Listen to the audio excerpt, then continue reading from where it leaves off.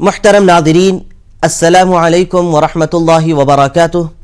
میں زبیر ہاشمی فرمان الہی میں آپ سبھی ناظرین کا خیر مقدم کرتا ہوں۔ ناظرین، کل ہم نے سورہ مائدہ کی ابتدائی 6 آیتوں کی تلاوت اور اس کا ترجمہ سنا۔ آج ہم اپنے اس ایپیسوڈ میں سورہ مائدہ کی آیت نمبر 7 سے 16 تک تلاوت اور اس کا ترجمہ سننے کا شرف حاصل کریں گے۔ آج کی تلاوت کی جانے والی آیتوں میں اللہ سبحانہ وتعالی نے کئی احکامات کو نازل فرمایا ہے۔ آیت نمبر 7 میں اللہ سبحانہ وتعالی نے بندے کو اپنی جانب سے دی ہوئی نعمت کے بارے میں یہ حکم نازل فرمایا ہے اور یہ بتلایا ہے کہ اگر تم اللہ کی جانب سے دی ہوئی نعمتوں کو شمار کرنا چاہو تو شمار نہیں کر سکتے، کیونکہ اللہ سبحانہ وتعالی اپنے کلام پاک میں دوسرے مقام پر یہ ارشاد فرماتا ہے کہ وَإِن تَعُدُّوا نِعْمَةَ اللَّهِ لَا تُحْصُوهَا، یعنی اگر تم اللہ کی نعمتوں کو شمار کرنا چاہو، گننا چاہو تو اسے گن نہیں سکتے، اس کو شمار نہیں کیا جا سکتا۔ یعنی بے حساب نعمتیں اللہ سبحانہ وتعالی نے بندے کو عطا فرماتا ہے۔ اسی طریقے سے اب بندے کے لیے یہ ضروری ہے کہ وہ اللہ سبحانہ وتعالی کی جانب سے ہر بھلائی کو نعمت جانے اور اس کی قدر کرتے ہوئے اللہ کا شکر بجا لاتے رہے، اور یہ جو زندگی کے لمحات ہم بیتا رہے ہیں، گزار رہے ہیں، اس کو بھی بھلائی اور نعمت سمجھنا چاہیے، اور یہ حقیقت میں نعمت ہی ہے اور اس پر اللہ کا شکر بجا لانا چاہیے، اور ہماری ہر سانس جو آنے والی ہے اس پر بھی اللہ کا شکر بجا لانا چاہیے، اور اس وقت یہ غور کرنا چاہیے کہ اگر یہ سانس ہماری رک جائے گی تو اس کے ساتھ ہی ہماری زندگی بھی ختم ہو جائے گی، اس لیے ہم ہمیشہ اللہ کا شکر بجا لاتے رہیں۔ اور اللہ سبحانہ وتعالی یہ ارشاد فرماتا ہے کہ اگر تم میری نعمت پر شکر بجا لاؤ گے تو یقیناً اس سے میں تم سے خوش ہو جاؤں گا، اور جو نعمتیں میں نے تم کو عطا کیا اس میں اور اضافہ ہی کرتا جاؤں گا۔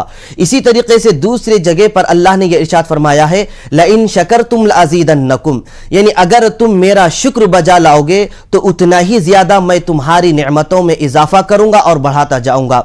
تو آئیے ناظرین، اور معلومات حاصل کرنے کے لیے چلتے ہیں سورہ مائدہ کی تلاوت اور اس کے ترجمے کی طرف۔ اعوذ باللہ من الشیطان الرجیم،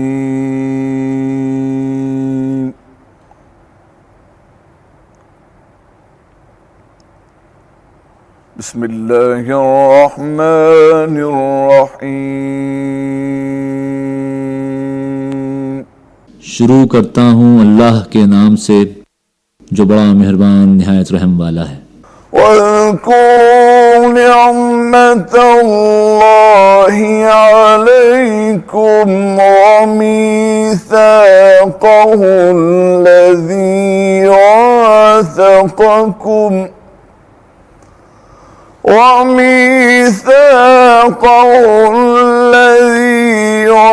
وَاثَقَكُم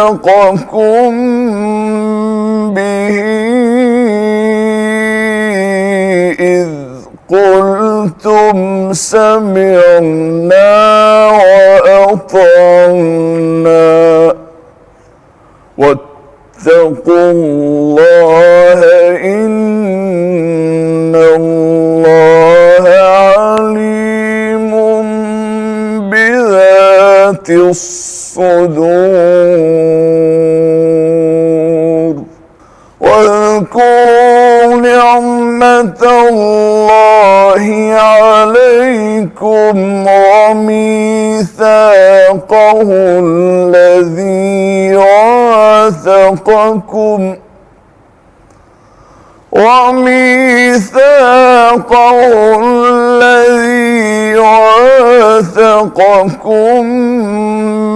بِهِ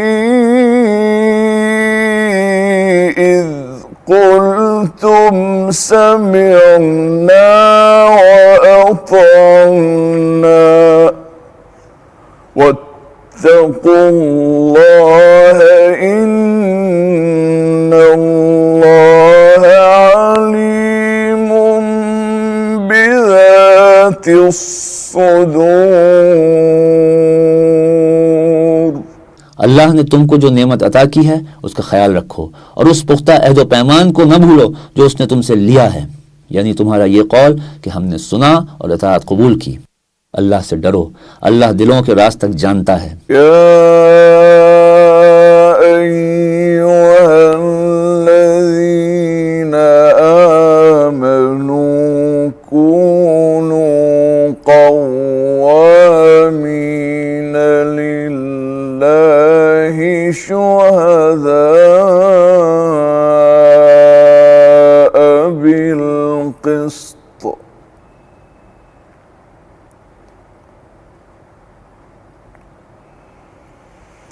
ولا يجرمنكم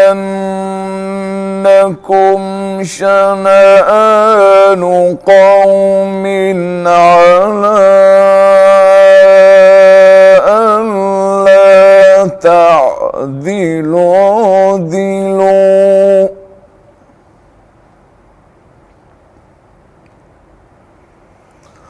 هو أقرب للتقوى واتقوا الله إن الله خبير بما تعملون۔ اے لوگو جو ایمان لائے ہو، اللہ کی خاطر راستی پر قائم رہنے والے اور انصاف کی گواہی دینے والے بنو۔ کسی گروہ کی دشمنی تم کو اتنا مشتعل نہ کر دے کہ انصاف سے پھر جاؤ۔ عدل کرو، یہ خدا ترسی سے زیادہ مناسبت رکھتا ہے۔ اللہ سے ڈر کر کام کرتے رہو، جو کچھ تم کرتے ہو اللہ اس سے پوری طرح باخبر ہے۔ وعد الله الذين آمنوا وعملوا الصالحات لهم مغفرة وأجر عظيم۔ جو لوگ ایمان لائیں اور نیک عمل کریں، اللہ نے ان سے وعدہ کیا ہے کہ ان کی خطاؤں سے درگزر کیا جائے گا اور انہیں بڑا اجر ملے گا۔ والذین کفروا وکذبوا بآیاتنا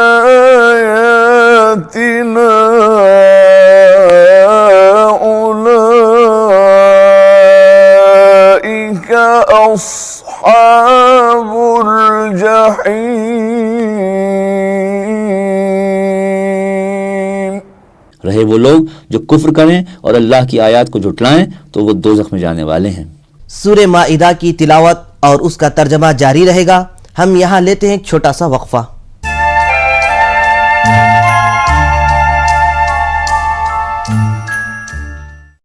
وقفے کے بعد آپ سبھی کا ایک بار پھر خیر مقدم ہے۔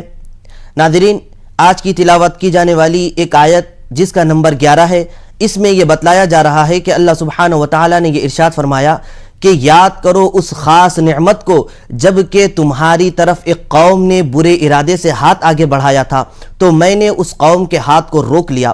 تو واقعہ یہ ہوا کہ ایک مرتبہ ایک آدمی حضور نبی کریم صلی اللہ علیہ وسلم کے بارے میں اپنی قوم سے یہ کہا کہ میں محمد صلی اللہ علیہ وسلم کو نعوذ باللہ مار دوں گا۔ اسی ارادے سے وہ کہتے ہوئے حضور صلی اللہ علیہ وسلم کے قریب چلا گیا۔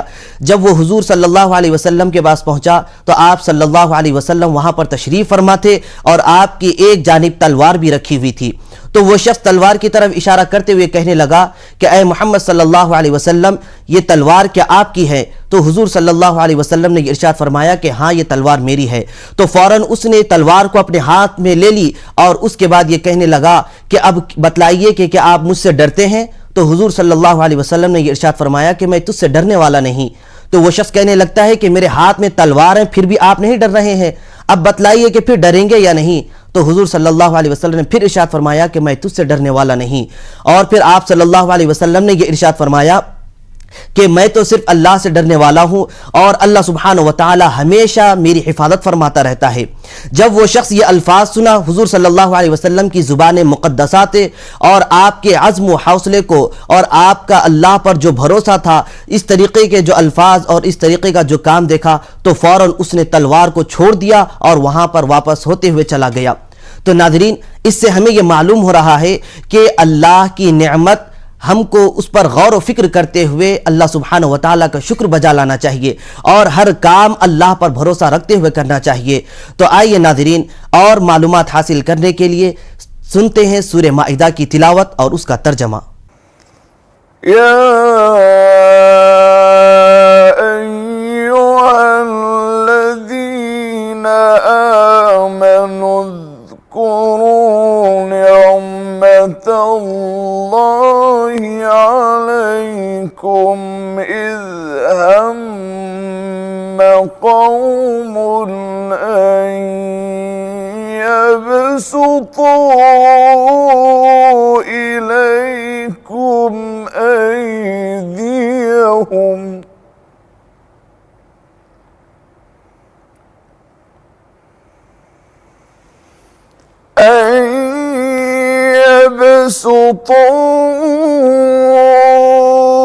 إليكم أيديهم فكف أيديهم عنكم واتقوا الله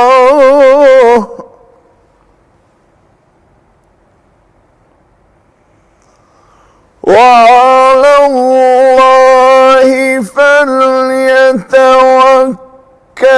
المؤمنون।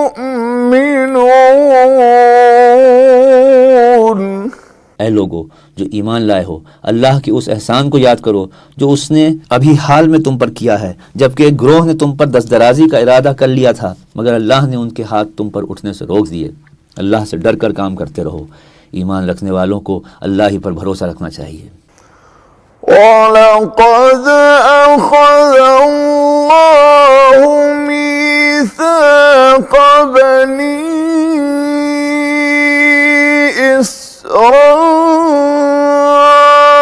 इस्राईल वबअथना मिनहुम इस्नई अशर नक़ीबा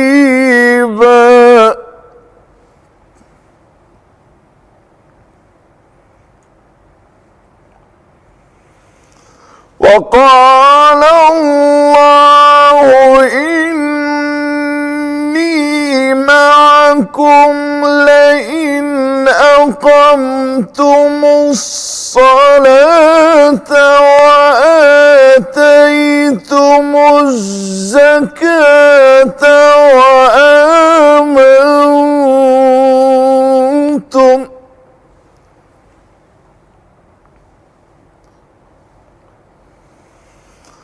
وآمنتم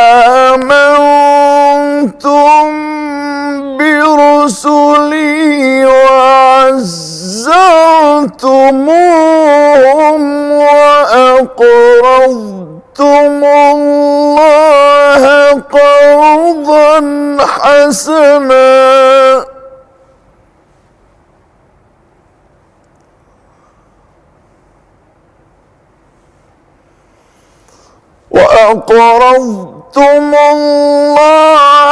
قرضا حسنا لأكفرن عنكم سيئاتكم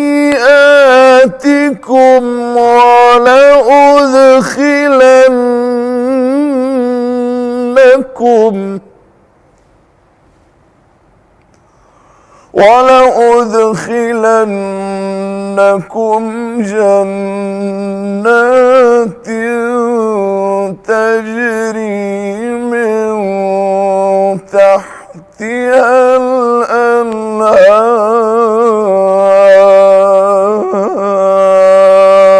الأنهار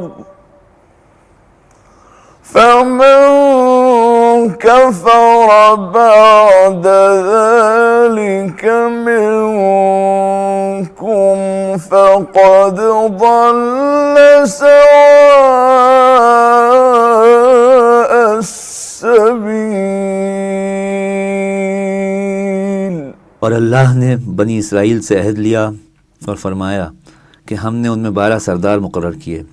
फिर अल्लाह ने उनसे कहा कि देखो मैं तुम्हारे साथ हूँ अगर तुम नमाज पढ़ते रहो और ज़कात देते रहो और मेरे पैगंबरों पर ईमान लाओ और उनकी मदद करो और अल्लाह को अच्छे तौर पर कर्ज दो तो मैं तुमसे तुम्हारे गुनाह दूर कर दूंगा और तुमको जन्नत के ऐसे बागों में दाखिल करूंगा जिनके नीचे नहरें बह रही होंगी। फिर तुम में से जिस किसी ने इसके बाद कुफ्र किया तो वो बेशक सीधे रास्ते से भटक गया। तिलावत और उसके तर्जमे का सिलसिला और भी जारी रहेगा। हम लौट कर आते हैं एक छोटे से वक्फे के बाद।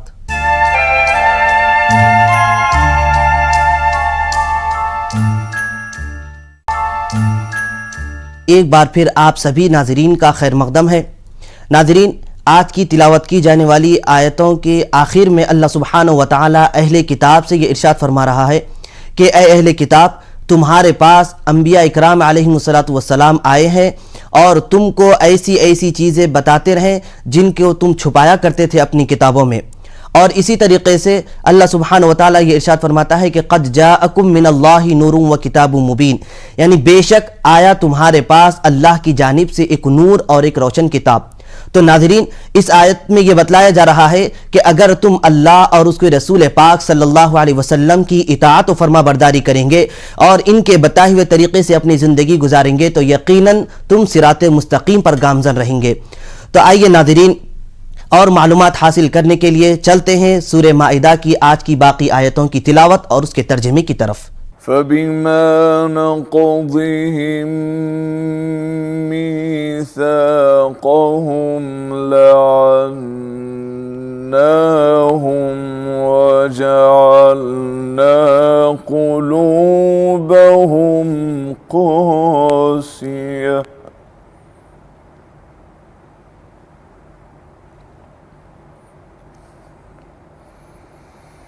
يحرفون الكلم عن مواضعه ونسوا حظا مما ذكروا به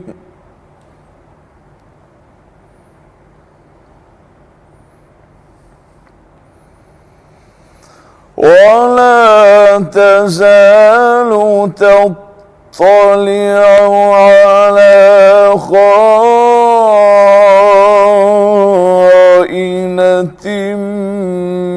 منهم إلا قليلا منهم فاعف عنهم واصفح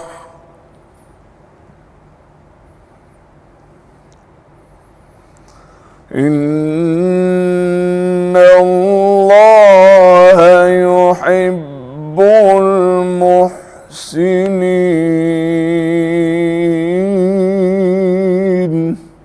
तो उन लोगों के अहद तोड़ देने की वजह से हमने उन पर लानत की और उनके दिलों को सख्त कर दिया।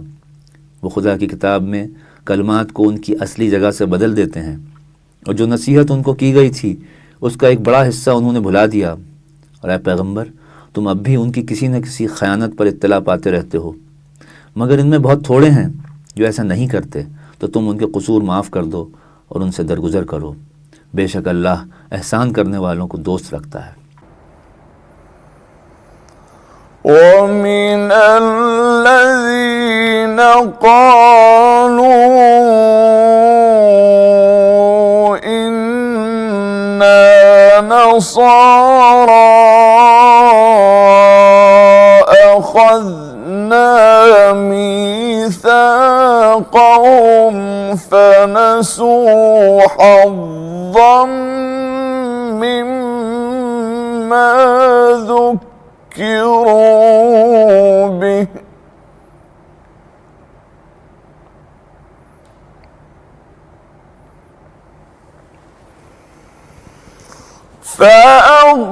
فأغرينا بينهم العداوة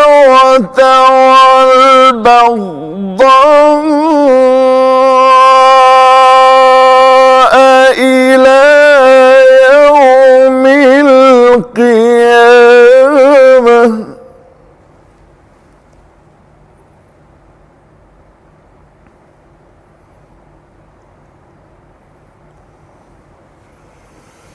وسوف ينبئهم الله بما كانوا يصنعون।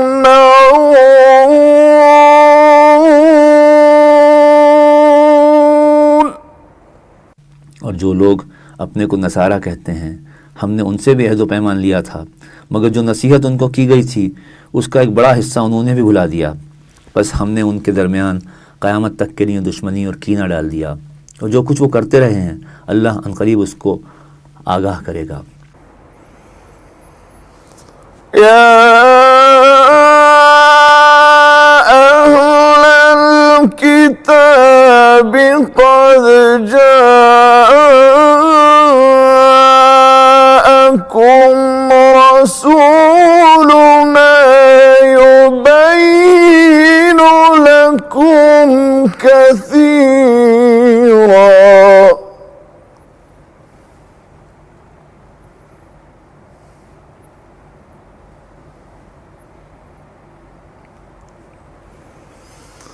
يبين لكم كثيرا مما كنتم تخفون من الكتاب ويعفو عن كثير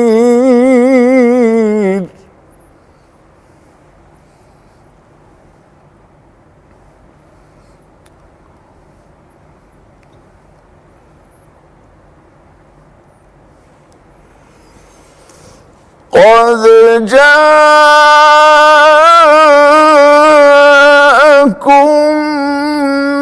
من الله نور وكتاب مبين। ऐ अहले किताब, तुम्हारे पास हमारे पैगंबर आ गए हैं कि तुम किताब इलाही में से जो कुछ छुपाते थे वो उसमें से बहुत कुछ तुम्हें साफ साफ बता देते हैं और तुम्हारे बहुत से कसूर माफ़ कर देते हैं। बेशक तुम्हारे पास अल्लाह की तरफ से नूर और रोशन किताब आ चुकी है। यहदी बिहिल्लाहु मन इत्तबा रिज़वानहु सुबुलस सलाम वयुखरिजुहुम मिनज़्ज़ुलुमात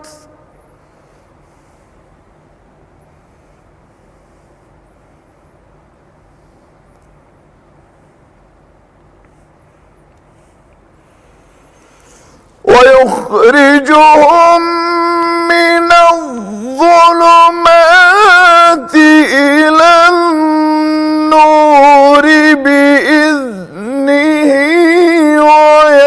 ويهديهم إلى صراط مستقيم।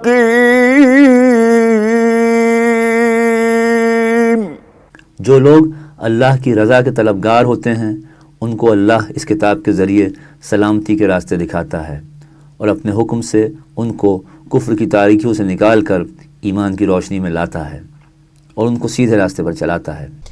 अल्लाह सुब्हानहु व तआला से दुआ है कि हम तमाम को उसकी नेमतों पर शुक्र बजा लाने की तौफीक नसीब फरमाए। तो नाज़रीन, ये था हमारा प्रोग्राम फरमान इलाही। कल इंशाअल्लाह दोबारा इसी वक्त सूरह माइदा की तिलावत और उसके तर्जमे के साथ हाजिर रहेंगे। तब तक के लिए हमें और हमारी पूरी टीम को इजाज़त दें। अल्लाह हाफिज़।